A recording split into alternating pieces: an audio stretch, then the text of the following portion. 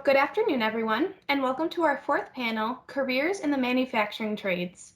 My name is Amelia Kelly, and I will be your panel moderator today. I am also joined by Alden Hart, who will be moderating our chat.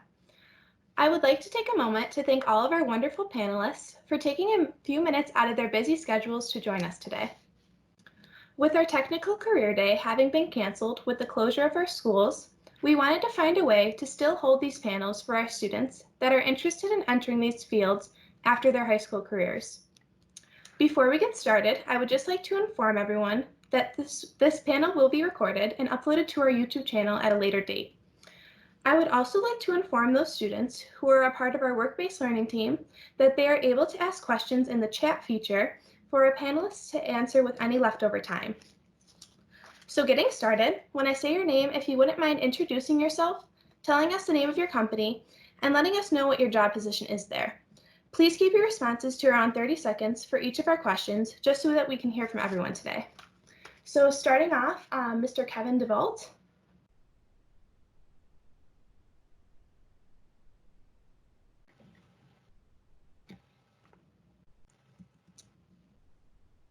Okay, he might not be here. We can move back to him at a later time.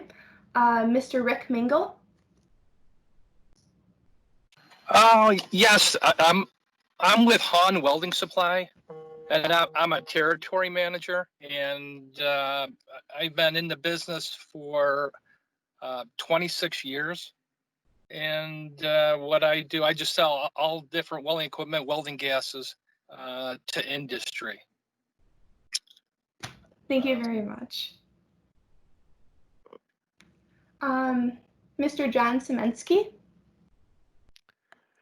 Yeah, good afternoon, everybody. John Sieminski. I'm with Armstrong Rapid Manufacture in East Syracuse, New York. I've been in manufacturing about 40 years. We're primarily been in CNC machining. My roots are in tool and die, and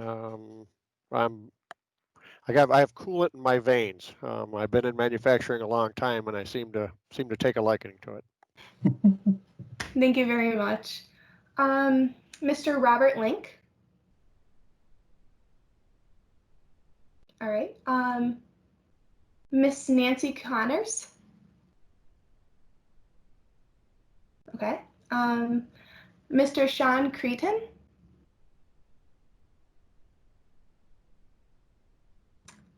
Mr. Michael Garrison.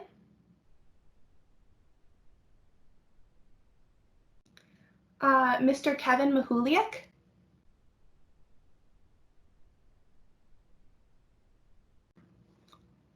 Miss Heather Tooley. Hi, I'm Heather Tooley. I'm the HR generalist over at Costanzo's Bakery. This is about my third manufacturing company that I've been with, my first time in food manufacturing. I've done a little bit of recruiting for medical manufacturing, but Costanzo's Bakery, everybody's familiar with the roles. We're actually a pretty highly automated manufacturing facility, so some great opportunities here. Thank you very much. Thank you. Miss Gabrielle Buck. Hi, my name's Gabe. I work at Perry's Ice Cream in HR. So I don't do manufacturing myself, but I know a lot about the positions we have there. So thank you very much. Miss Tanielle Nair.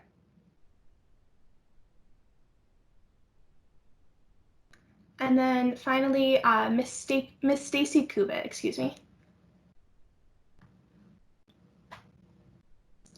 Is there anyone that I missed that was on this meeting? Yes. Hi, I'm Jim Cantella. I'm with the Northland Workforce Training Center. I've been there since we started about 2.5 years ago. And what we do is we recruit students for training in machining, electrical, welding, and mechatronics. Thank you very much. Is there anyone else that I missed? All right. We'd just like to thank you all again for being here. And with that, we're going to move on to our questions. Just so everyone has a chance to speak, just make sure that your questions or your responses are around 30 seconds.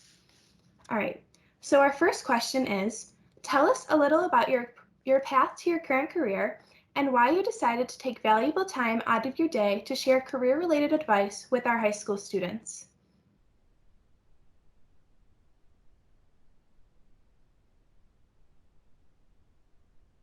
I'll jump in. It started with Allen quite a few years ago, and I planted the seed with Cardinal Manufacturing. I have seen the need for getting candidates in the pipeline for manufacturing probably 12 to 15 years ago. I saw that the industrial arts classes were going away. Funding was going away for some of them. Liability became an issue with some of them. And I saw Cardinal Manufacturing in Wisconsin. And I've been following them for quite a few years. And then when I finally went to one of your career fairs and got to talking with Alan and Art, and kind of planted the seed that we should do this. And lo and behold, we have Bulldog Manufacturing a couple of years later. So it's I'm excited about the courses that you guys are promoting, the lessons that you are learning, which is directly related to getting into manufacturing. So it's I think you guys are doing an awesome job at this, and I have all the time in the world for somebody that wants to listen. Thank you very much. Would anyone else like to respond to the question? I will. I'll jump in. In my career path, I spent about 5 years in higher education, which, as you can probably gather, it's been a lot of professional jobs.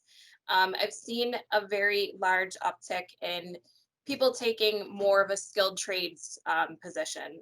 My husband has been in the skilled trades for years and years, and to see the progression of even the earning that he can earn just being in the skilled trades, it's definitely a growing area to get into. Thank you very much. Are there any other responses before we move on to our next question? All right. So our next question is, what traits would be beneficial for students who are interested in entering the manufacturing trades industry?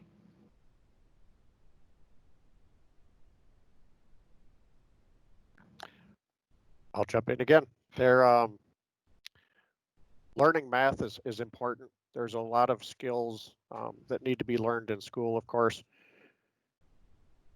Dedication, I guess, would be one trait that I like to see.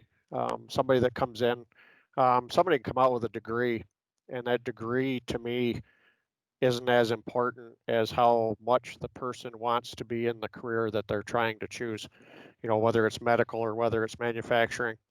But to have the heart to want to do it is going to put them a lot higher on a list of me to hire somebody. Thank you. I can jump in here. So I talk to a lot of candidates that come through Perry's, and at Perry's there's all sorts of jobs in manufacturing, starting with, you only need a high school degree or a GED, going up to, you're needing degrees in engineering, anything along those lines. So what I always say is to potential candidates is you have to be willing to learn. There's so many different, career paths in manufacturing in general. But I think one of the biggest things that I always push is, willing to learn and willing to grow. I mean, you're not going to know everything going into whatever field you go into, but it's very important that you're open to, learning different things. And whether it's a really automated company or a company that's still more, traditional manufacturing with a lot of people working on the line, you got to be able to adapt and learn.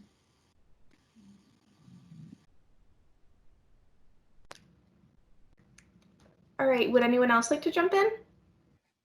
Yeah, I just second that about the desire to learn.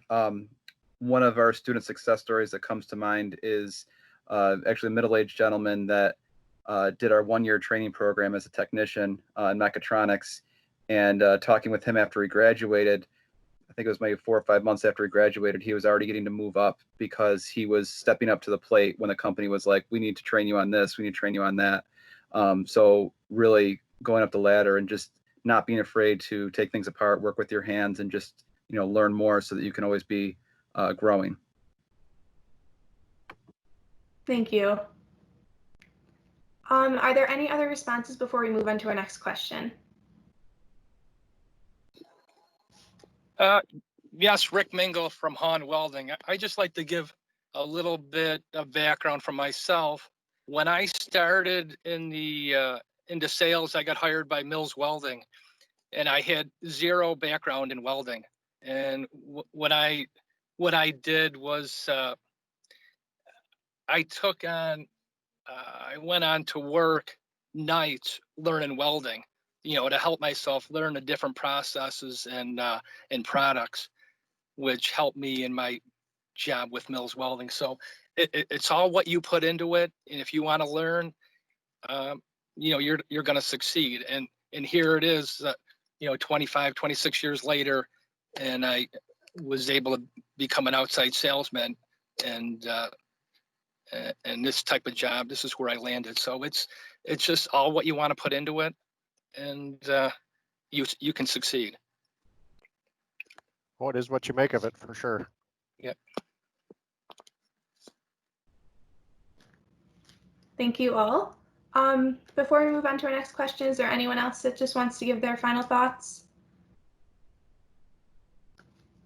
All right. So our next question is, where do you see the most growth opportunity or greatest manufacturing need now or in the near future?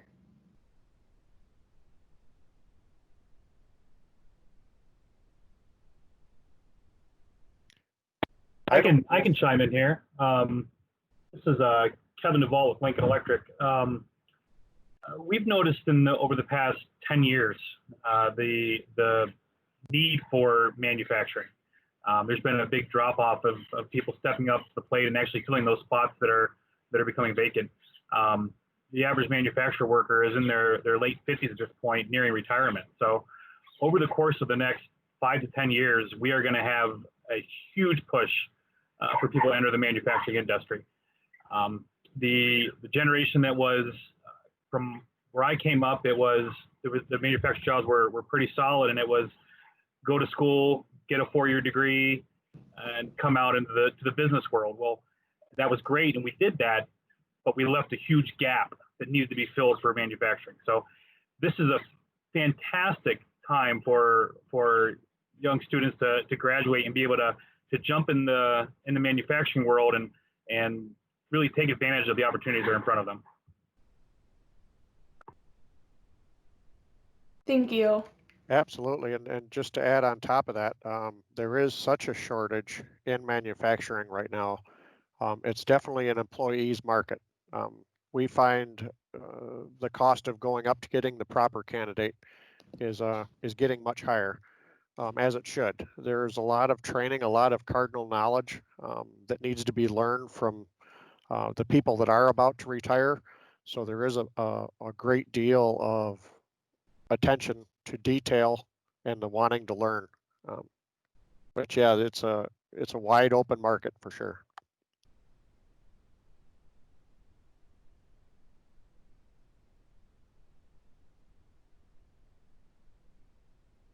Is there anyone else that Yeah, I'll chime in. I mean, again, you can't go wrong with any career in manufacturing. Just in the experience I've had with our classes, one area that we see a huge need is machining, partially because I think a lot of people aren't aware of what it is, but the number of students we're able to produce versus the demand is just wholly inadequate. We have multiple companies that have come in and offered to hire every student in our machining class just on the spot, because that's how much demand there is for people with that skill set. But I mean, really, any career in manufacturing, you're going to find a need right now. Thank you. Is there any other responses before we move into our next question? All right. Okay, so our fourth question is, what advice do you have for students that may excel in the manufacturing field but do not know what's available for them? I can jump in here. It's really, as a recruiter, you're kind of thinking outside the box when you're looking at resumes. So it's really, your candidate should be open to maybe exploring starting off at a simple packing job and finding their way into a skilled position within the plant. You can start off from the bottom and work your way up. It's really just about being open to having that progression to your career. And to piggyback off that comment right there, it's okay to start off pushing a broom. There's nothing wrong with that. And if you're going to push a broom, be the best broom pusher you can be. Show your employer that, yeah, you might not want to push a broom for the next 10 years, but you're happy you have the job, you're going to do it, and you're going to be the best person at it.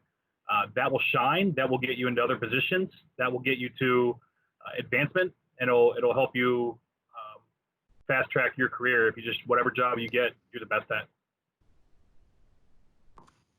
Yeah, I'll jump off of that too. Same kind of thing. You can start at a a not non-skilled position. You can start out of high school if you're interested in seeing if you like manufacturing, and same kind of thing.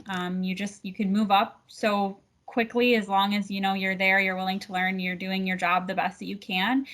Try a position that maybe you don't need the education for, and see what else is available in manufacturing when you're there. I mean, I think that's the best way to kind of figure out what's right for you is trying it. So.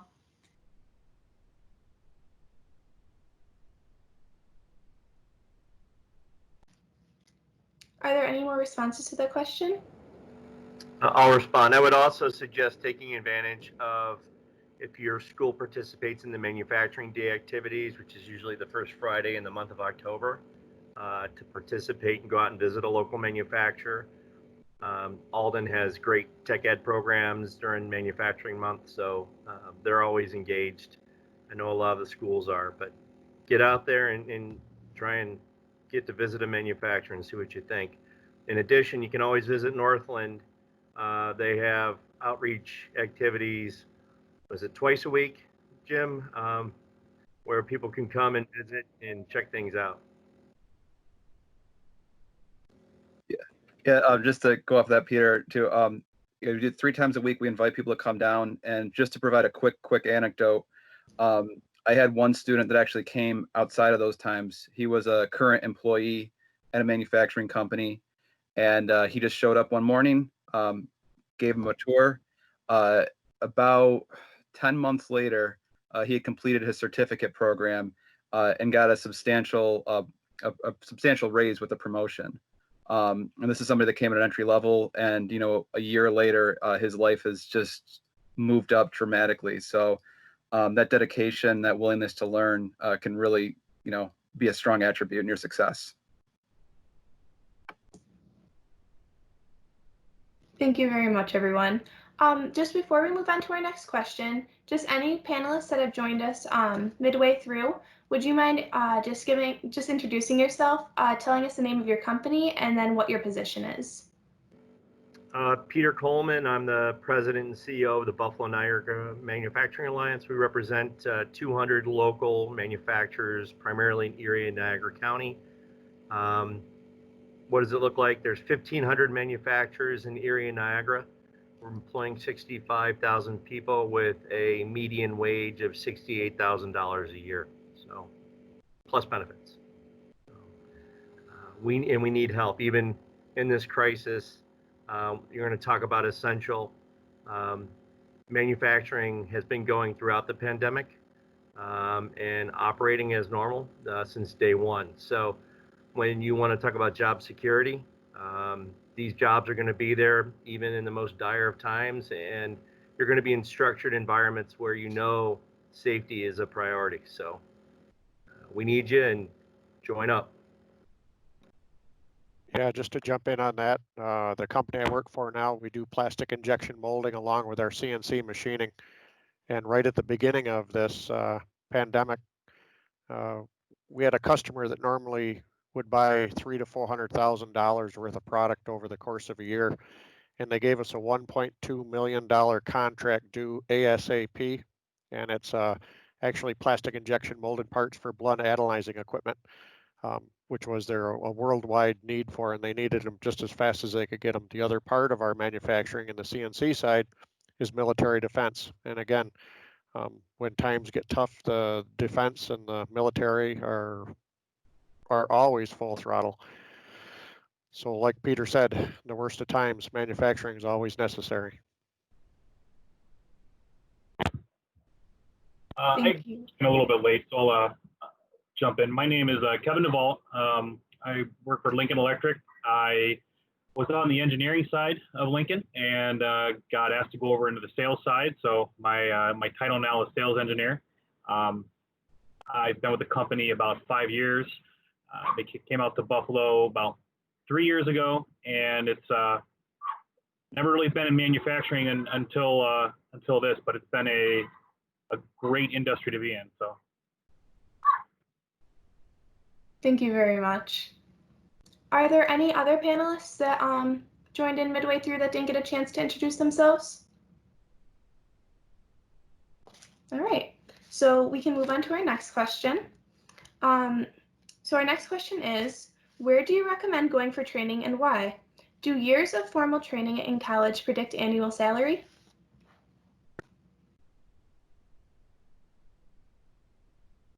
I can jump in on this.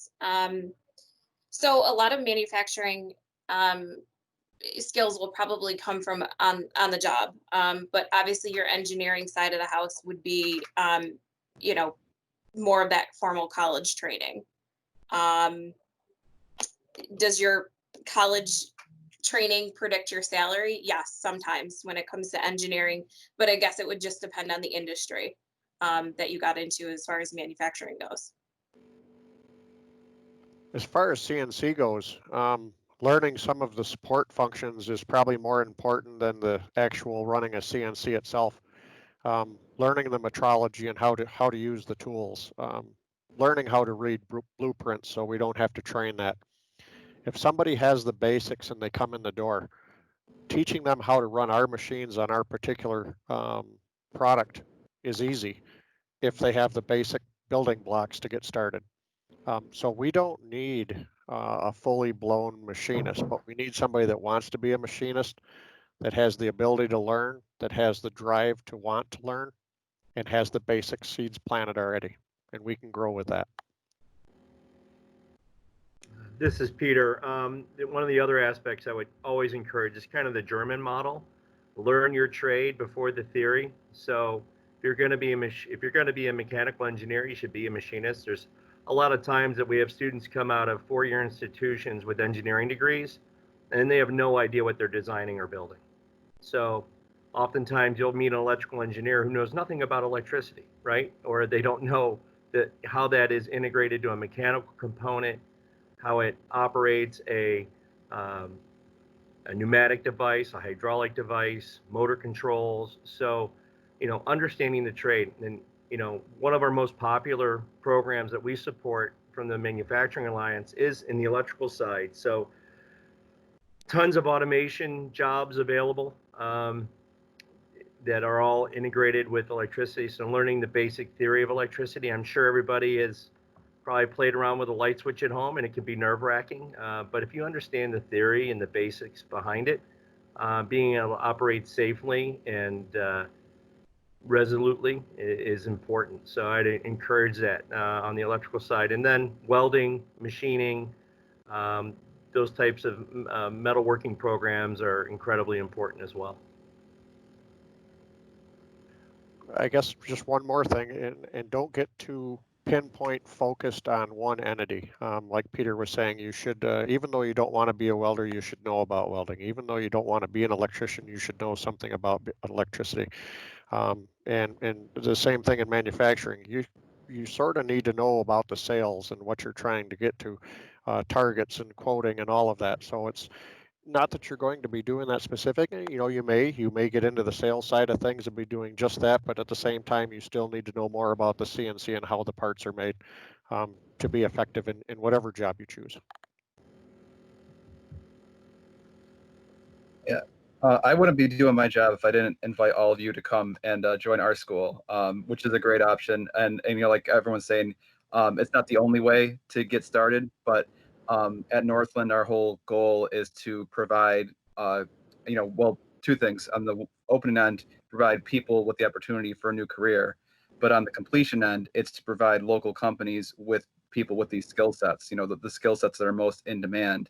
And Peter, you've helped a couple of different companies coordinate with Northland so that they can send some of their current employees to us to help advance, because it is important to be growing. I've also had on multiple occasions people that have had bachelor's degrees in mechanical engineering come to us and say, I can't find a job with the degree I have. I don't have enough hands-on experience. They're looking to get that so that they can get the edge and actually get a job with what they just spent 4 years of school for. And had they come to us to begin with and spent 1 or 2 years in our school, then maybe they would have gotten some sponsorship to go and get those last 2 or 3 years to get that bachelor's degree. But now they're kind of coming around and having to take the long route. Yeah, I mean, student debt is huge. Get a job and let your company pay for your schooling as much as they can. So that's, part of the interview process. I mean, we have a program here right now that I'm kind of stunned with. It's our mechatronics program. And I mean, you can literally, if you're coming out of high school, you're 17, 18 years old.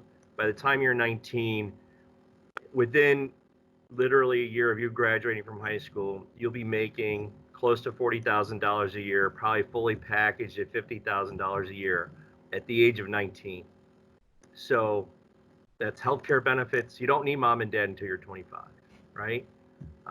You can grow up pretty quick. And I'd encourage anybody to kind of dip their toes in there. And in that program, you're going to touch everything. And the job placement, we have no issues placing people out of that program. Does anybody know what the median wage in Erie County is? Or Western New York? Average family income? Anybody want to take a guess? Average household income in Erie County is about $45,000 a year. So I'm telling you, at the age of 19, you could be packaged at about 90% of that value. So where do you think you are in the game? And you have no, could be a $7,000 student debt, but you're ready to go. And at that point, most of the employers out there, you're going to find one that if you're going to take a continuing education in your field, they're going to pay for it. Yeah, I kind of want to jump off of that as well. I think if you're kind of set on, going to college first before going into the workforce, start looking for colleges that are offering things like apprenticeship programs, because one of the biggest things that employers are looking for in engineering and manufacturing is if you have that experience. So if you're going to get the degree before you're going into the field, look for a college that's going to help you get there. But also, like Perry's does offer like tuition assistance programs. So if you come work for us, and we have an eager talent program. So if you come and start wherever you start, like Peter was saying, you can, we'll help you pay for college, things like that. And so many manufacturing companies offer things like that. So it's helpful to either get into a program that's going to help you get there, or get into a company that's going to help you get to where you want to be.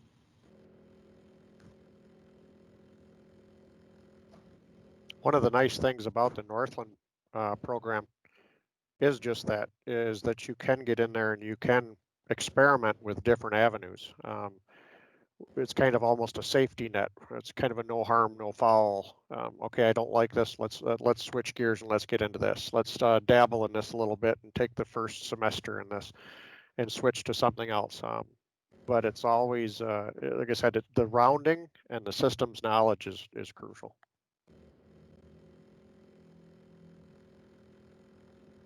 All right, thank you, everyone. Are there any other comments on this question? Okay. Just before we move into our next question, just all the students that have access to the chat, we're going to take a short break from our questions and answer those after this sixth question. So if you want to just type up your questions right now so we have them ready. Okay, so our sixth question is, under what circumstances might companies pay for training or college tuition? Any? Yeah. Almost any course. I haven't ever worked for an employer yet that hasn't either paid for or reimbursed for courses that are directly related to what you're doing. So it's not like a limited benefit. I believe most companies are willing to put the money in if they're going to get the production out. So. Yeah, I mean, many companies are going to have tuition assistance programs. They're going to want you to do well, and they'll want it to be applicable to what they do every day at work. So if you get an A, you may get a 90% reimbursement, a B, 80, a C, maybe nothing. So they're going to want you to do well in the program at the same time. Yeah, generally what we do at Perry's is we're looking for people that, have a clear sight as to where they want to go in their career. So if you can prove that the classes that you're taking are going to help you get to this promotion that you'd like to get, we're happy to help you with that. Same kind of situation. You have to do well in the class, but pretty much as long as you can show that this is going to help you build yourself professionally, we're all for it. I mean, kind of supporting of what I said before when I said any candidate that asks for the assistance, as long as you're a viable candidate to begin with. So you have to be in there, you have to perform, you have to show up on time. And any employer is willing to keep a candidate like that. So I'm actually currently going through this. The Lincoln will pay for, as you said earlier, will pay for any additional schooling that you want to endeavor, as long as it pertains to your field or benefits. Now the key thing that they have though is they'll pay for your schooling. You got to keep your grades up, but you have to give them so many years after you graduate. They don't want to pay for your schooling, and as soon as you graduate. So I'm going for my my master's in business right now, my MBA. If I were to graduate and then turn around and say thanks for paying for my MBA, I'm gone. That wouldn't look well at all. So they're paying for it, but they're also asking me to stay on for additional 2 years, regardless of what happens, to make sure that they do get the value out of it.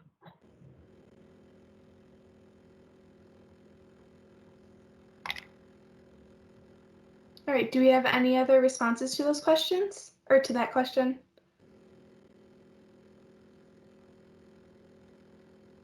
All right, so we can move on to the questions from the chat. One of the questions from the chat was, what is something that you wish you knew when entering your current position? Well, my current position, I'll just say entering life. I wish I probably would have listened to my dad more. It's hard to tell an 18-year-old what to do, but you need to have a better understanding of the financial needs of your life, and what money means and how it gets spent. Like, where do you want to be? How do you build wealth? How do you get to a point where you're comfortable that you can retire at a reasonable age? You guys are probably thinking that's 40 years away, but you know what? I feel like I just had my 25th high school reunion and my 20th college reunion, and it's frightening. Sorry, 25 and 30. It goes fast. I mean, there's all those cliches, but you should really take charge of your life now and understand more about where things are going, and understand, what does $30,000 of debt look like? What does $50,000 of debt look like? How do you buy a house worth $220,000, right? What do I need? How do I get a car? So you're going to go through this stage of your life right here, and if you're entering college, and you know what? Take a look and try and understand, why is your tuition a third of your total cost? The other 2/3 are room and board. What's the value proposition that they're delivering to you? So you're buying something, or your parents are buying something, or the bank is buying something for you that you got to pay back, and you need to understand what that's going to cost you in the long run. And you should know what those numbers are going to look like, thinking about what type of job are you going to get, and what will the pay be, right? If you come out of school with $80,000 of debt and you're an entry-level teacher, you're making $40,000 a year, that's pretty ugly. But the winning side is there's step increases, there's a pension at the end of that. But if you go in the private sector, Pensions are a thing of the past. It'll be, you should know what a defined benefit plan is. You should know what health insurance is. Do you know what health insurance costs? These are just things that you really need to educate yourself on. And I wish I taught high school, because I'd be jamming this down your throat.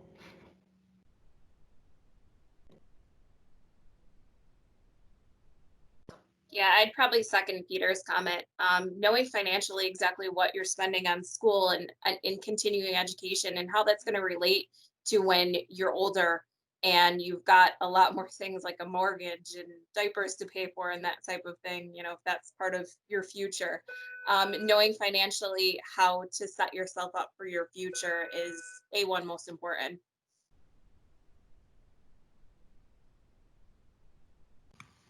I'll say this too about that, like that's super important to, realize the financial obligation that you're going to be enduring. I just graduated from college 2 years ago, so I would say that my biggest advice to anybody going into college is, not even advice, but it's okay if you don't know what you're going to do right now, but with the rest of your life, because I sure did not think that I was going to be working at Perry's Ice Cream in HR when I started going to college to be a wedding planner like 6 years ago. So I've changed a lot, and my career path has changed a lot, and I think like that's okay. Like start where, if you can financially like decide what you want to do, like where you want to go, what your path is going to be, you can switch it along the way. It's going to be okay.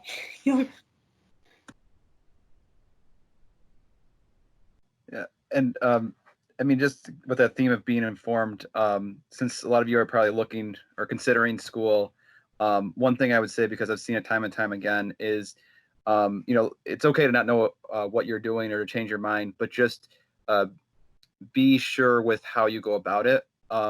You wouldn't believe the number of people that we get that are in their 30s or 40s that come to us and look to get into school, and they didn't realize that when they went to college 15, 20 years ago and they didn't formally withdraw, now that comes to creep up on them and cause some problems with how they're going to pay for it.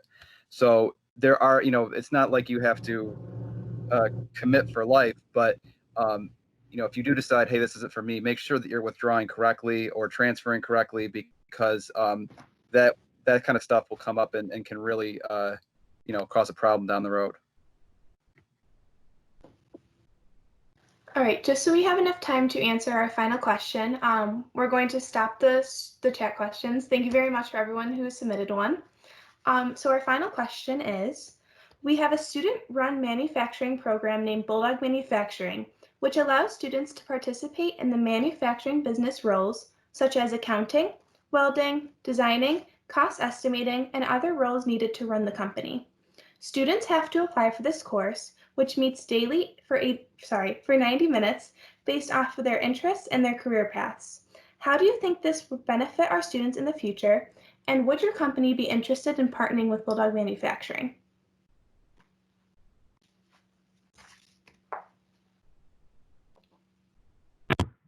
I can start this one off. I think it's an amazing program that's going on there at Alden. It's taking high schoolers and teaching them about, as it just said in the statement before, knowing what's going on, knowing about the real world. I mean, they're getting a taste of it at an early age. I wish my school would have had some kind of program like this.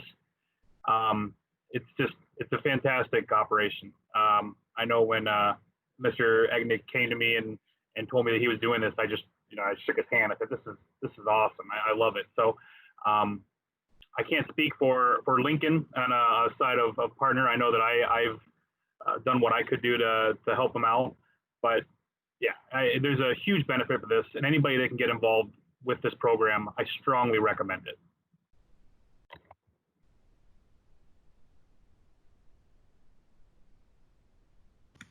Again, Yeah, the program at Alden and the Northland give you so many options to explore, so many things to get into before you really know what you want to. I originally started out with mechanical engineering degree. I changed into vacuum engineering shortly after I got into it, and then I wound up, after getting my degrees, wound up in mechanical tech anyways. I felt I could better suit the industry, and it was much more satisfying myself to be in the building of things. So the change is never an issue, but always wanting to learn and always wanting to expand. Like I said, 40 years I've been doing this, and I'm still learning new stuff every day. It's a very fulfilling. It's done me well financially, and the things that I've learned over the years is just incredible. So always keep that in mind. The sky is the limit. Your only limitation is your imagination. So you can do anything you want at any time you want in manufacturing.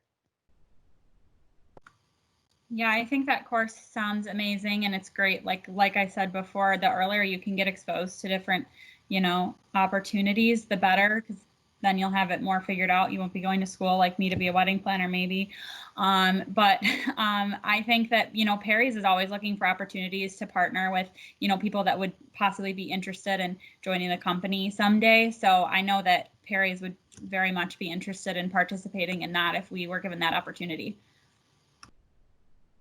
Yeah, absolutely. From the Costanzo side of the house, the biggest thing that we get when people tour our facility is, oh my God, it's huge in here. And wow, it's really clean in here. So being able to see, I've been in a couple manufacturing facilities anywhere between a very dirty machine type of environment and walking around Costanzo's, you're like, wow, it's really clean in here. So I think having that perspective from even a student starting off as a part-time summer packing position and maybe making their way into different roles from there, really seeing that manufacturing, has some great opportunities with it.